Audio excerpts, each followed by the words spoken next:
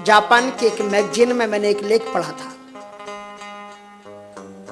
कि ये जो पर्यावरण प्रदूषित पर्यावरण हो रहा है और उसकी परत धीरे धीरे सघन होती जा रही है, मनुष्य की आयु घटती जाएगी, मनुष्य रोगी होता जाएगा, ये तमाम कोरोना वगैरह उसी की देन है। और इससे बचने के जो साधन बताए हैं तो उसमें जो महत्वपूर्ण 5 वृक्ष बताए हैं उनमें सबसे पहले तुलसी जी का नाम है। इसलिए हर एक भगवत भक्त को अपने घर में तुलसी जी तो लगाना ही चाहिए।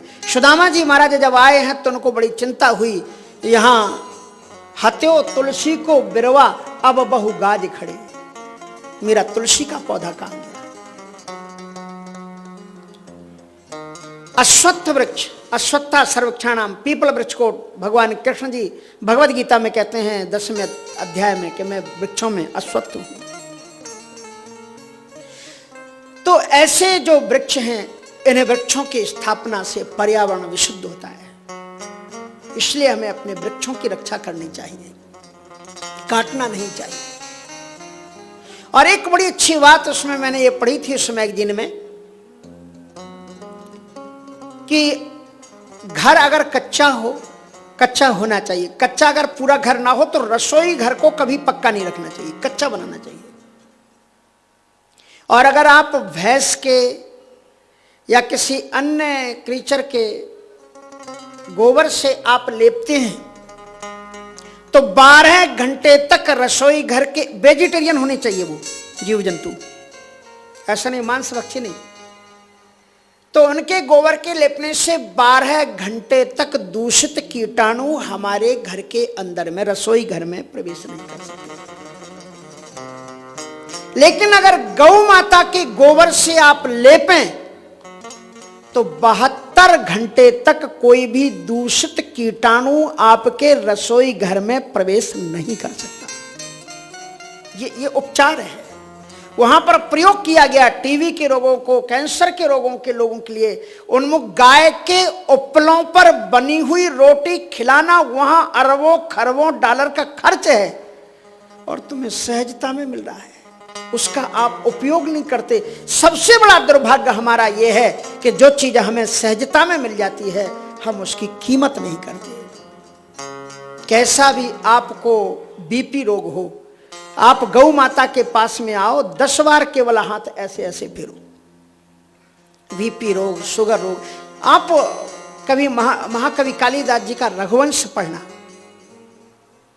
रघुवंश, दिलीप को कोई संतान नहीं थी तो वशिष्ठ जी के पास में गए, उन्हें गौ सेवा बताई।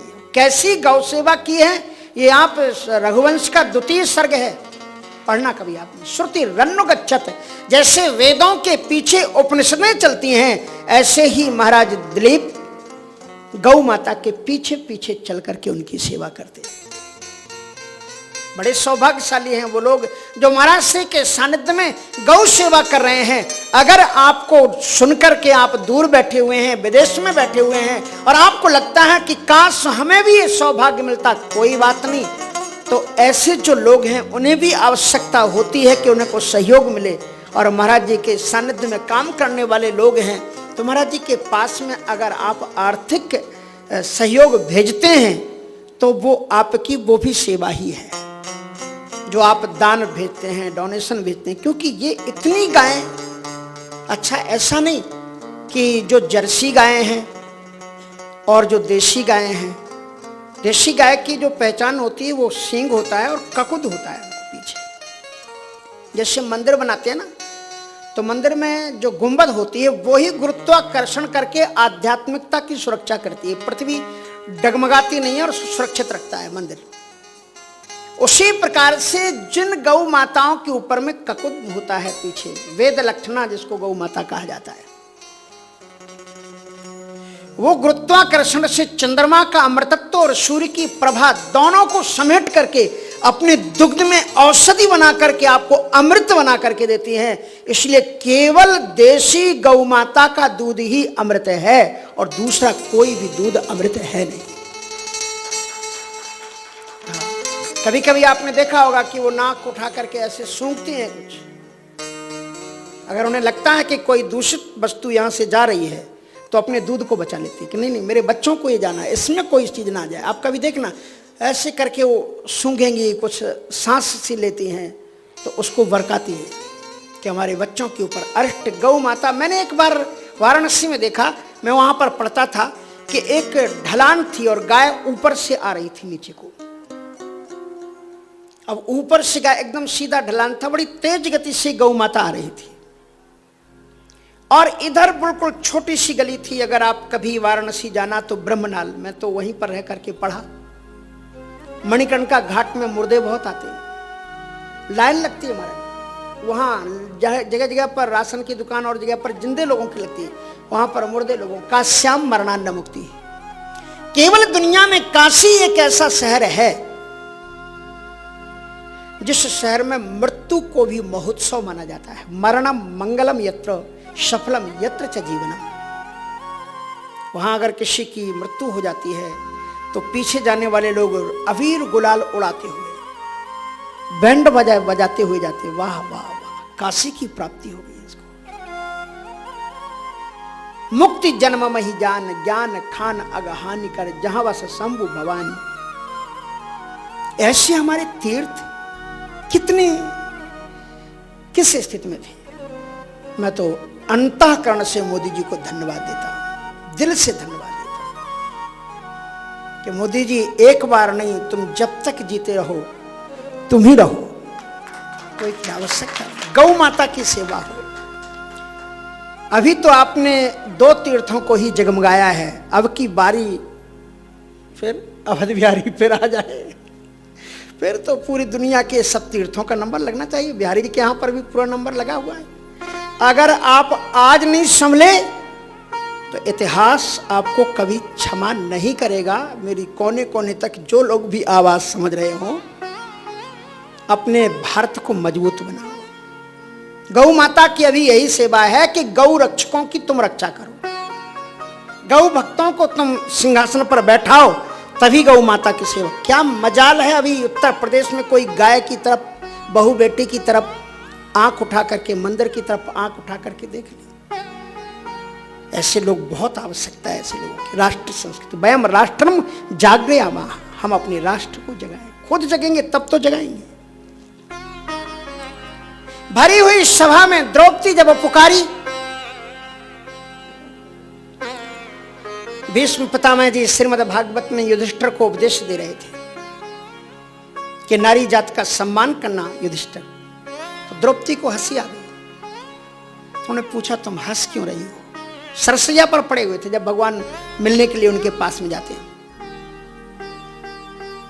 द्रौपदी ने कहा क्षमा करें, आप महापुरुष हैं, मुझे कुछ नहीं हंसना चाहिए। बोले नहीं नहीं बेटी, तुम ऐसे नहीं हो। जिसकी एक हंसी पर महाभारत होता है वो साधारण तो नहीं है, तुम्हारी हंसी के अंदर राज तो कुछ होगा। तो द्रौपदी ने कहा कि आप कितने अच्छे शब्दों से मेरे पति को बता रहे हो कि स्त्री की रक्षा होनी चाहिए। यत्र नार्यस्तु पूज्यन्ते रमन्ते तत्र देवता। अब द्रौपदी की वाणी बदल गई। कहा महापुरुष, जिस समय दुशासन मुझे केस खींच करके सभा में लाया था, सबसे पहले तुम्हारी चौखट पर मत्था रगड़ा था। मैंने सोचा था ये ब्रह्मचर्य व्रती है, धर्मनिष्ठ है ये व्यक्ति, और इसके होते हुए एक स्त्री की आबरू पर कोई हाथ नहीं डाल सकता। कहां गया था आपका वो विवेक? कहां गया था आपका वो पुरुषार्थ? इसलिए ध्यान रखना, जो समय पर सही निर्णय, वहां पर भीष्म पितामह जी ने कहा है कभी कभी लोग, अच्छे अच्छे बुद्धिमान लोग भी समय पर ये भूल कर बैठते हैं कि क्या करना चाहिए क्या नहीं करना। किम कर्म किम कर्तव्यम कवियोप्यत्र मोहिता। बड़े बड़े लोग गलती कर बैठते हैं समय पर क्या करना चाहिए। इसलिए वक्त आने पर संभलो और सही अपनी शक्ति का प्रयोग करो और शक्ति के द्वारा राष्ट्र की रक्षा करो। यही मेरा आपसे आग्रह है। इसके अलावा नान्य पंथा वेदते आयन है। इसलिए एक बात किसी ने कही, किसी नेता ने, आप जान जाएंगे उसको, कि ये 20 और 80 की लड़ाई है। लेकिन 20 के अंदर में कभी भी जाति पाति की बात नहीं होती। ये जाति पाति के आधार पर वोटों का मतांतरण इधर उधर होना केवल हिंदू में होता है और किसी में नहीं होता है। और जिस दिन ये दुर्विसंधि नष्ट होगी तभी हमारा देश सुरक्षित रह पाएगा। हमने कहा तो बहुत है, सर्वे भवन्तु सुखिनः सर्वे सन्तु निरामयाः, सिया रामो में सब जग जानी, करो प्रणाम जोर जुग पानी। लेकिन उनको अपने जीवन में उतारो, समय पर प्रयोग करो। आपने शक्ति दिखाई तो जो कभी लोग कल्पना नहीं कर सकते थे कि अयोध्या में राम जन्म बनेगा, राम मंदिर बनेगा, आज राम मंदिर में घंटी बज रही है, मंदिर बन रहा है, लोग दर्शन कर रहे हैं। फिर संगठन दिखाओ, फिर शक्ति दिखाओ। अभी तो बहुत कुछ बकाया है। भारतवर्ष में ऐसे कई मंदिर हैं जिन्हें नेस्त नाबूद किया गया है, उनकी सबके उद्धार की आवश्यकता है। जो समय पर सही निर्णय नहीं लेता और जो महापुरुष भी सही निर्णय नहीं लेते, भगवान अर्जुन ने कहा कृष्ण से कि आचार्यान मतलान भ्रातान पुत्रन पौत्रान सखिष्ठता, ये मेरे आचार्य लोग खड़े हुए हैं, ये गुरु लोग खड़े हुए हैं। भगवान श्री कृष्ण ने एक शब्द में कहा, हत्वा एते आततायिना, ये कोई गुरु नहीं है। जो भरी सभा में द्रौपदी को निर्वस्त्र होते हुए देखते हो और उस राजा का पक्ष लेते हो जिसकी सभा में एक बेटी रोती रहे और कोई उठ करके, ये इन्हें तुम आचार्य कहते हो? ये कोई आचार्य नहीं, ये कोई धर्माचार्य नहीं है। इसलिए ये जब तक रहेंगे ये वास्तविक धर्म की स्थापना होने ही नहीं देंगे अर्जुन। इसलिए पहले तुम इन्हें हटाओ, उसके बाद में ही धर्म की। हत्वा एते आततायिना, श्री कृष्ण जी ने इतने बड़े महापुरुषों के लिए क्या शब्द कहा? जो समय पर आपको सही राय ना देते हो और जो समय पर आपको उचित बात ना कह सकें, डरें, ऐसे लोगों से राष्ट्र की रक्षा होने वाली नहीं है।